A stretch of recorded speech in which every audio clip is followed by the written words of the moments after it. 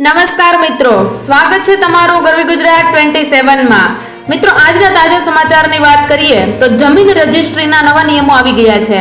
મિત્રો, થોડા સમય પહેલા તમને બધાને કહેવામાં આવ્યું હતું કે તમારી જમીન રજિસ્ટ્રી એટલે કે ખેડૂત રજિસ્ટ્રી તમે કરાવી નાખજો।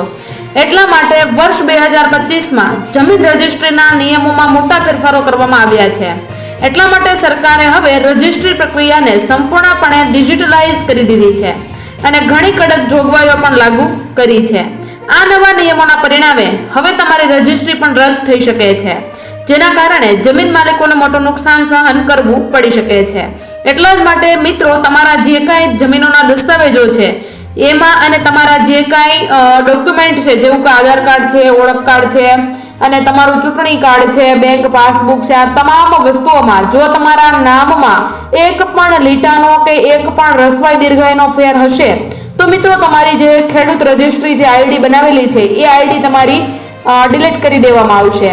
તો મિત્રો, તમારી જમીન રજિસ્ટ્રી ચેક કરી લેજો। ત્યારબાદના સમાચારની મિત્રો વાત કરીએ તો સોનાના ભાવમાં થયો છે ઘટાડો। મિત્રો, તમને ખબર જ હશે કે હમણાં જે ડોનાલ્ડ ટ્રમ્પે ટેરિફ લગાવવાની વાત કરી હતી તેને લઈને જે સોનાના ભાવમાં જે ઉછાળો આવ્યો હતો, પરંતુ તેમાં હવે આ જે ટેરિફ છે એ ટેરિફના એલાન બાદ આજે સોનાના ભાવ ઘટી ગયા છે। જેની વાત કરીએ તો મિત્રો, ગોલ્ડ પરનો જે ટેરિફ એલાન બાદ તેની અસર પણ પડી છે અને બુલિયન માર્કેટમાં ચાલી રહેલા ઉથલપાથલ વચ્ચે સોનાના ભાવમાં જબરદસ્ત ઉછાળો જોવા મળ્યો હતો।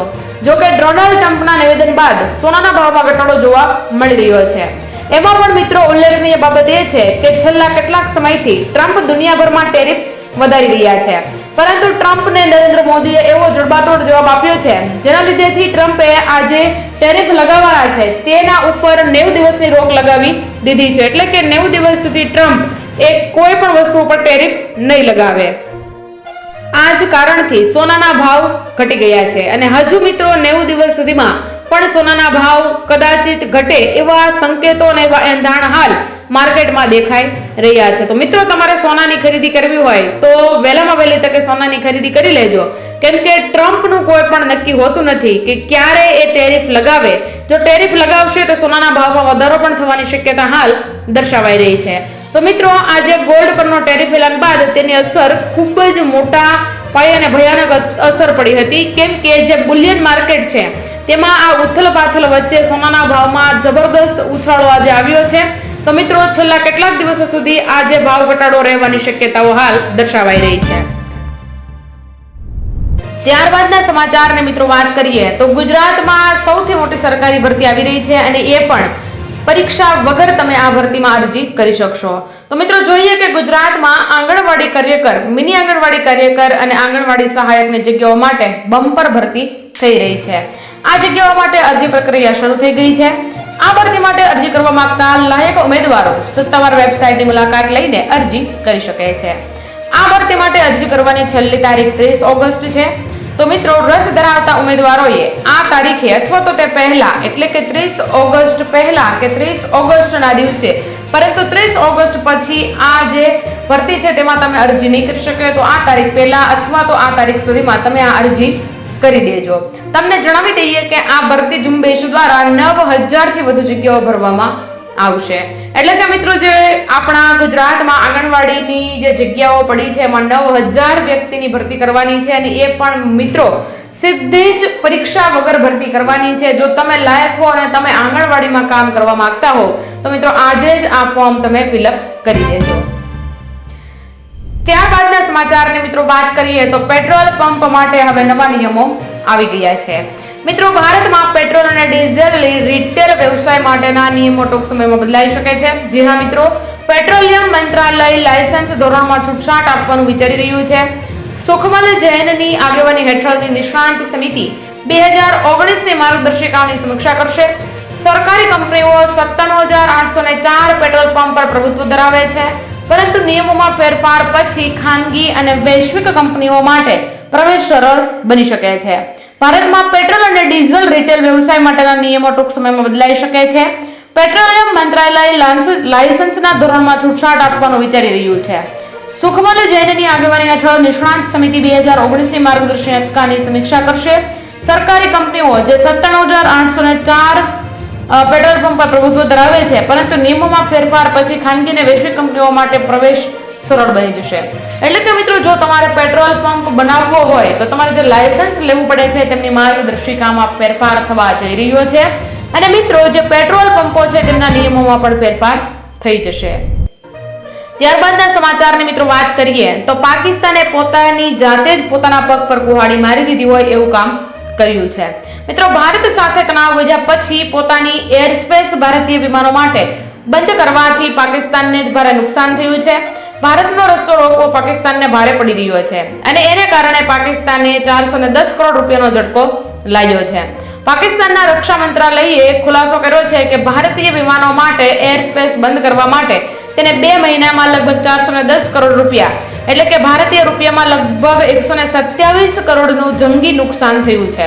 પહલગામમાં થયેલા આતંકી હુમલા બાદ ભારતે જવાબી કાર્યવાહી કરીને 30 એપ્રિલે સિંધુ જળ સંધિ સ્થગિત કરી દીધી, જેના લીધે પાકિસ્તાન ભગવાઈ ગયું હતું અને એમાં એક દિવસ પછી પાકિસ્તાને ભારતીય વિમાનો માટે પોતાની એર સ્પેસ બંધ કરી દીધી હતી અને આવું કરવાથી માત્ર 2 મહિનામાં જ પાકિસ્તાનને ભારે નુકસાન વેઠવું પડ્યું હતું. એટલે કે આપણા ભારતીય રૂપિયા ગણીએ તો ટોટલ 127 કરોડનું નુકસાન પાકિસ્તાને પોતાની જાતે જ કરી દીધું છે. જ્યારે પહલગામ હુમલો થયો ત્યારે જે જળ સિંધુ સ્થગિત કરી દીધું એટલે કે સિંધુ નદીનું જે પાણી બંધ કરવામાં આવ્યું તેને લઈને પાકિસ્તાને પણ જે આપણા જે વિમાનો હતા એ એર સ્પેસ આપણા જે વિમાનો ત્યાંથી ચાલતા હતા તેનું એર સ્પેસ છે તેમણે બંધ કરી દીધું, જેના લીધેથી તેમને 127 કરોડનું નુકસાન થયું. એટલે તો કહી શકાય કે પાકિસ્તાને જાતે જ પોતાના પગ પર કુહાડી મારીને પગને કાપી નાખ્યો છે. તો મિત્રો, હવે તમે જોઈ રહ્યા છો કે પહલગામ હુમલા બાદ ભારત અને પાકિસ્તાન વચ્ચે કઈ ને કઈ મથામણો અને કઈ ને કઈ કહેવાય ને ઘટનાઓ બનતી રહી છે અને આ ઘટનાઓ વચ્ચે પાકિસ્તાને પોતાના પગમાંથી જ કુહાડી મારી દીધી છે. મિત્રો, ત્યારબાદના સમાચારની વાત કરીએ તો હાલ પણ અત્યારે આતંકી હુમલાના ભણકારા વાગી રહ્યા છે અને હાઈ એલર્ટ આપી દેવામાં આવ્યું છે. મિત્રો, ભારતના તમામ એરપોર્ટ પર સુરક્ષાને લઈને હાઈ એલર્ટ જાહેર કરવામાં આવ્યું છે. કેન્દ્રીય ગુપ્ત એજન્સીઓએ આતંકવાદી હુમલાને લઈને એલર્ટ જાહેર કર્યું છે. મિત્રો, આ ચેતવણી 22 સપ્ટેમ્બરથી 2 ઓક્ટોબર 2025 માટે આપવામાં આવી છે. મિત્રો, નાગરિક ઉડ્ડયન મંત્રાલય હેઠળ કાર્યરત બ્યુરો ઓફ સિવિલ એવિએશન સિક્યોરિટીએ 4 ઓગસ્ટના રોજ એક નોટિફિકેશન જાહેર કર્યું હતું અને જેમાં તમામ airports, airstrip, helipad, flying school અને ટ્રેનિંગ સંસ્થાઓમાં સુરક્ષા કડક કરવાના નિર્દેશો આપ્યા છે. કેમ કે મિત્રો, હાલ આતંકી હુમલાનું જોર ખૂબ જ વધી ગયું છે અને આતંકી હુમલો થઈ શકે કેમ કે તમને ખબર જ છે કે હમણાં છેલ્લા 2 મહિનાથી આવું ને આવું કંઈક ને કંઈક ચાલતું રહે છે. એટલા માટે આજે નાગરિક ઉડ્ડયન મંત્રાલય છે એમના દ્વારા એક બ્યુરો ચલાવવામાં આવે છે અને એ બ્યુરો સિક્યોરિટીએ 4 ઓગસ્ટના રોજ એક નોટિફિકેશન જાહેર કર્યું હતું, જેમાં તમામ એરપોર્ટ્સને સજાગ રહેવા માટે કહ્યું હતું. ત્યારબાદ એર સ્ટ્રીપને પણ સજાગ રહેવા કહ્યું હતું, હેલિપેડને પણ સજાગ રહેવા કહ્યું હતું અને ત્યારબાદ ફ્લાઇંગ સ્કૂલ અને ટ્રેનિંગ સંસ્થાઓમાં પણ સુરક્ષા કડક કરવાના નિર્દેશો આપ્યા છે. મિત્રો, છેલ્લા 15 દિવસની વાત કરીએ તો સુરતમાં પણ 2 સ્કૂલોને ઇન્ટરનેશનલ 2 સ્કૂલોને બોમ્બથી ઉડાવી દેવાની ધમકી આપવામાં આવી હતી. ત્યારબાદના સમાચારની મિત્રો વાત કરીએ તો નવું પાન કાર્ડ બનશે તો જૂના પાન કાર્ડનું શું થશે? તો મિત્રો, તમારો જવાબ લઈને અમે આવી ગયા છીએ કે પેન છે એ એક 10 આંકડાનો આલ્ફા ન્યુમેરિક નંબર છે. મિત્રો, આ ઇન્કમ ટેક્સ ડિપાર્ટમેન્ટ એક્સપેરિયન્સને આપે છે.